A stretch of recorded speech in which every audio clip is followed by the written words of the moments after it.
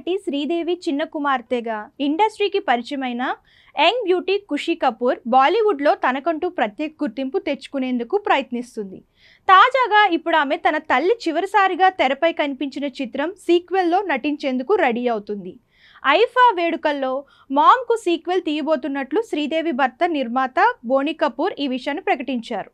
ఖుషీ ఇప్పటి వరకు నటించిన సినిమాలన్నీ నేను చూశాను. ఆర్చీస్ లవ్ యూఫాల్లో అద్భుతంగా నటించింది. ఆమెతో నేను త్వరలోనే సినిమా తీస్తా.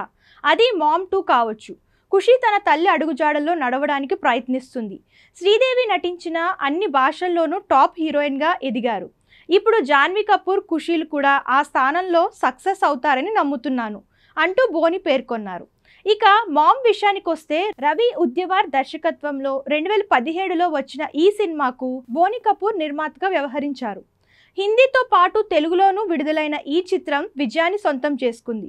ఇందులో శ్రీదేవి నటనకు మరణాంతరం ఉత్తమ నటి అవార్డు వచ్చింది.